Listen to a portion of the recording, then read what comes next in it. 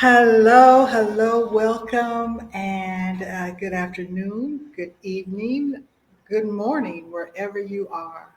I am so happy that you're here, and I gotta know, I just gotta know, how many of you are really challenged with knowing what you want for next year?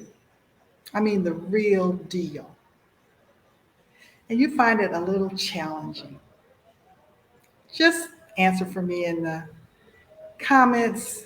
I'm a little challenged with wanting to know, or I got it. Or how many of you are clearer? You're more clear on what you don't want. Yeah. Well, you're in the right place. This month, December, we are talking about discussing preparation for 2023. This is the end of the year. Yet again, it comes every year, right? And sometimes we're ready for it, sometimes we're not. But I have three keys to support you to let you know how you can really prepare for the best 2023 you've ever had. Of course, right? So last week we talked about what do you want? So if you missed that video, I'm going to invite you to go back and check it out. But just make a list, okay, of 10 things you want. This week, we're talking about today what you don't want. Not taking it into 2023. No way, Jose. If you know what that is, begin to think about it if you haven't and write those things down. We're going to be playing with that a little bit.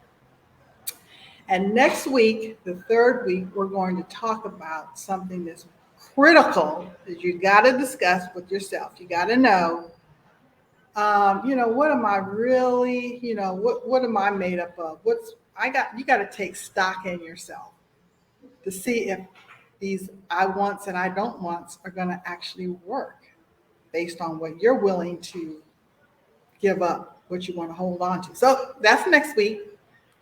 So I just want to also invite you to stay to the end because I have a little, holiday surprise. I got to have a surprise for you. So, yeah, just in case you don't know, again, my name is Tendai Jordan, and I'm an embracing life coach, a transformational facilitator, and creator of Five Powerful Women. I help women of a certain age who do too much learn how to say no without guilt, thereby saying yes to themselves, yes to yourself, so that you can have time for yourself, live on purpose, and be fulfilled. So if that sounds like something, because we have a lot of topics that you'd be interested in, I'm going to invite you to come back every week. Also to subscribe. Hit that button at the top, and you know when things happen, you'll be right there in the front row. How about that? So let's get to it. It's December. What do I want? I think I know. So hopefully you wrote those things down. And if you haven't, you still have time. You still have time to write down, I'm going to say 10 things. You can write as many as you want, but at least 10 things you really want. Some of them are altruistic, some of them are real personal, things you want. And you'd be surprised sometimes. I've met plenty of people, I've had clients who didn't really know, what do I want? I mean, what should I ask for? What should I go after? These are questions we ask ourselves. So we're going to help you walk through some of that in this short period of time.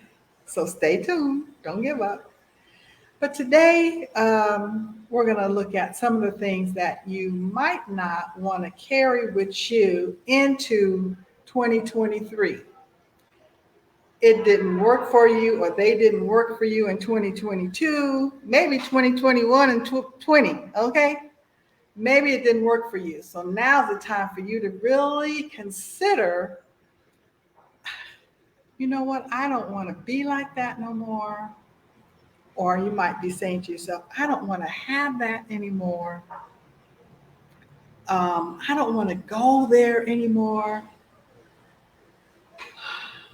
I don't want certain people around me anymore. There's some things that you don't want that are just as important for clarifying, even if not knowing what you want. So, how's this going to help you? One thing I want to point out is some of us make resolutions, some of us are still doing that. And if you do that, that's fine. If it's not working for you, then see me. See me, please. Others of us, which I invite you and I encourage you every year. If you've seen any of my videos, you can go back and see them, of course, is to set intentions.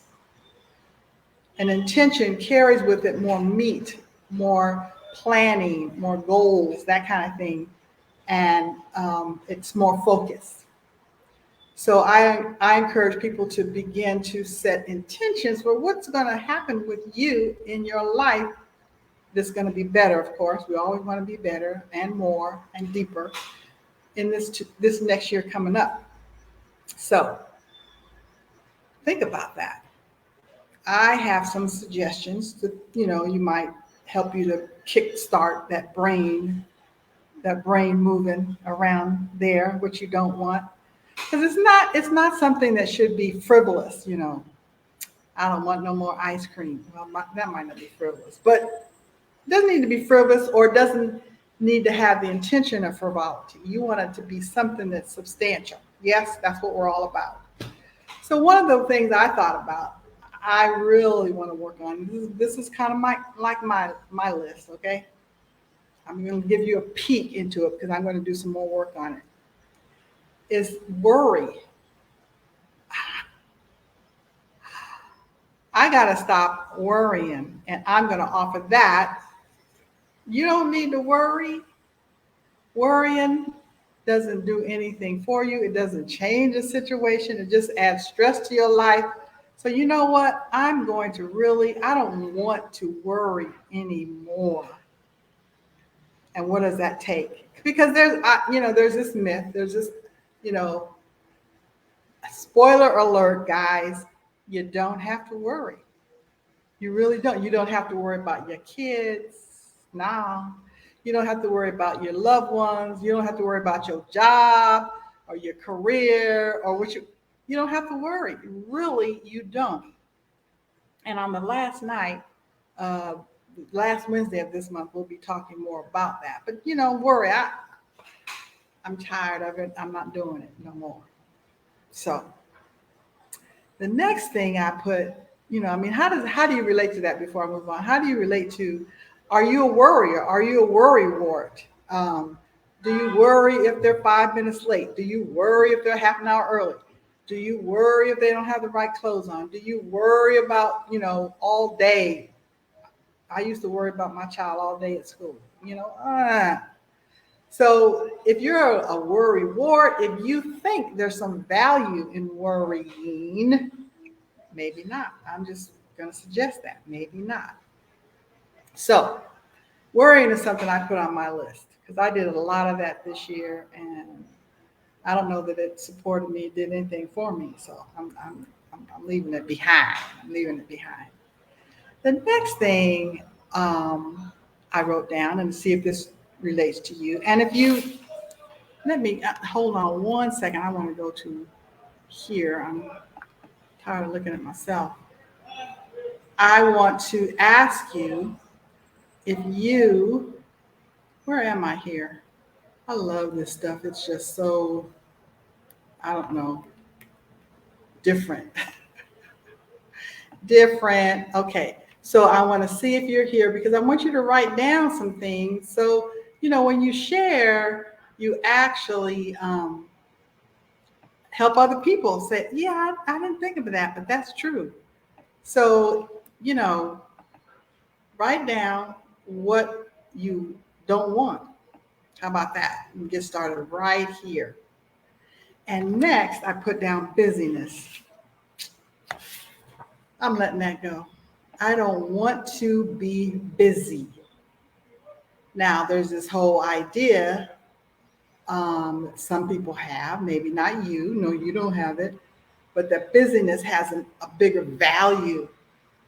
That means you gives you worth. Sometimes people think, if I'm busy, first of all, I don't have to do everything. But if you're busy, you're doing too much already. Now that's the way I see the word busy. I like to say I'm full. Okay, I'm full. I have enough to do. I have room for myself. I have time for myself. But I'm full of what's going on in my life, how I feel. So I'm not trying to be busy. For me, busy means, and this doesn't have to be true for you, but busy means you're just doing stuff and to have things to do. And some of them are interesting, some of them are nonsensical. Just think about stuff you're doing all the time. And some of it you could not have to be doing. So I'm not trying to be busy. It just sounds tiring to me. So that's another word I put on that I don't want to do. I don't want to. I don't want it. The next thing I was thinking about, another word I'd like to propose, if this is true for you, is regret. How heavy is that? So I don't want to take any regret into next year. Uh-uh. So whatever it is that I feel like I regret from this year or last year, the year before that, a year before that, you know what? I'm going to let that go, do whatever forgiveness work I need to do whatever healing, and just don't take regret with you. How heavy is that? Oh, it doesn't even sound like a good word, right? Right. A couple other things I just want to propose if they might trigger something for you that you don't want to take into what I don't want for next year. And that is like the old broken down car or the old broken down bed or old broken down refrigerator that you've been holding on to and patching up and it just not serving you anymore. How about letting it go? Don't take that old car. Don't take them 39 shoes you haven't worn in 5, 10 years. Don't take that stuff. That even talks about uh, clutter. And if you listen to any videos previously, that we talk a lot about clutter. I've been decluttering for months now. Okay, I finally realized after trying to declutter in October, November, and December that ain't enough. I'm carrying stuff, files and papers and documents and supplies and equipment and stuff, calling myself decluttering, but no, it's an ongoing process. So I don't want to take clutter. I don't want to take old broken down stuff that I've been patching up. And so I don't know if that's true for you. Think about it. Another thing that came to my mind is some aspect of your relationship with a significant other, with your children, especially if they're grown children. At our age, a lot of them are grown or at the point that they think they're grown. And it could be an in-law, it could be a beloved family member, but there's some aspect of that relationship. You know what? I'm not doing it no more. I'm not going to feel bad about it. I'm going to just give love over to it. I'm not going to argue anymore about it. I'm not going to just get into arguments that don't lead anywhere. Um, I'm not going to be silent. Okay, maybe you're shy and you're silent and you just like haven't been speaking your voice. Uh-oh, am I getting too deep here? Am I striking a nerve? I hope. That's my job. So think about what aspect of the relationship. It doesn't have to be the whole relationship, and it could be. New year, you want to bring in some new stuff that's going to be working for you. And I already talked about files. Oh, this one other thing. This is one other thing you don't want. I don't want, and I think if you think about it, you might not want it, is anger. Let's leave it in this year or whatever year you got angry about something and you haven't let it go yet. You know who's impacting is you, your body, your psyche, your consciousness. That's who it's impacting in a not so great way. So if any of these resonate with you, just let me know. Let me know in the comments what is going on with you in terms of what you don't want. Now, the next thing is, after you do that, make your list of 10 things or however many things you don't want to take into the um, next year, a beautiful year, a wonderful year, a prosperous year, an abundant year that you want to have, a happy year, fulfilling year, a purposeful year. That year, put this aside. I want you to make 3 columns. This is work, I know, but I'm a teacher. So put 3 columns on a piece of paper, the long way. Hold the paper long way. Put 3 columns. The first column is what you want. Okay? The next column is what you don't want. Write down 10 things there. And then next week, and I want you to tell your friends, I want you to subscribe, I want you to come back next week. Because I know a lot of times, often, all of the time actually, people come after this, after it's been live, which is okay, and watch this. But I want you to really take a next step, so to speak, and participate. All right? Is that good? So make 3 columns. One, what I want.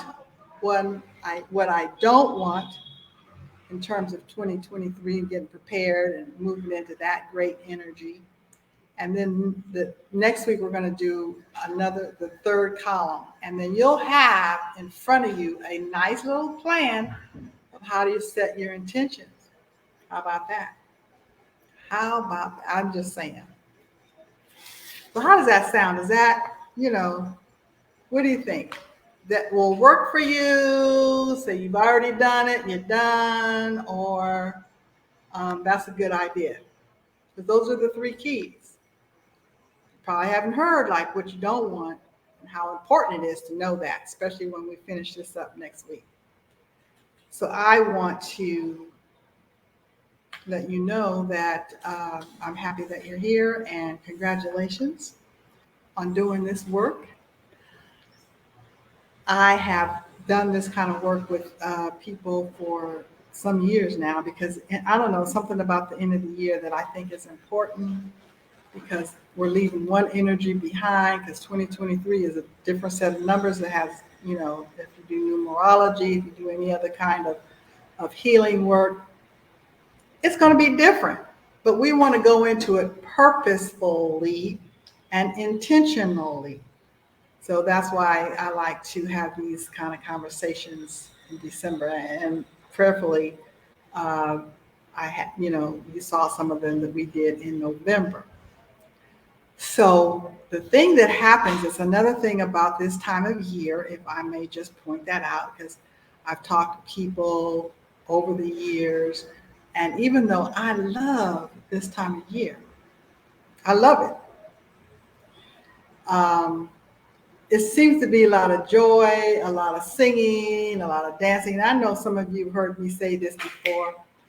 A lot of food, people getting together, a few drinks, eggnog and whatever. If you drink that or whatever it is, it just seems to be joyous. But I know, I'm fully aware, I've talked to people and powerful, powerful women who this time of year is not so great. Not so great for different sets of reasons. So I want to acknowledge that this might not be a very high energy or happy time for you. And if that is the case for you, if you need some support, I'm here to support you in that. Also, for those of you who would like some more work on your getting ready preparation for next year, I am opening up my schedule. Now I have been, I think some of you, most of you know that I'm now in Brazil, and it's been very interesting making the adjustments and stuff like that. But I've opened up my calendar and I'm ready to work with you in a free 30-minute yes to yourself breakthrough session. Just for you, just for this time of year. I would like to help you. We can talk about it, discuss what is your biggest challenge, and we can devise a plan that's going to support you in healing that, resolving that. And I would love to do that. I would love to have you uh, make an appointment. I'm going to put a link in the comments section so that you can make an appointment with me and we can look at that challenge. You can come up with a plan that's going to support you in moving forward and being successful in whatever it is you want to do. How about that? I love doing that work, and I've worked with several people who, again, you'd be surprised at things that we feel like we know and we don't know sometimes. And it just takes a little jarring or a little conversation or whatever. So that's why I'm opening up this time, my schedule, so that we can get together for 30 minutes. Come on now. I'll put the link in the chat, and I would invite you, of course I want you to, but I want to encourage you to take me up on it. Take me up on it. Send the comments, and you can go to my also my, what is it, profile or whatever it is, and get that link. And let's get together and get this new year started. Get this started. Get this started. Yes, thank you. I'm so happy that you came again.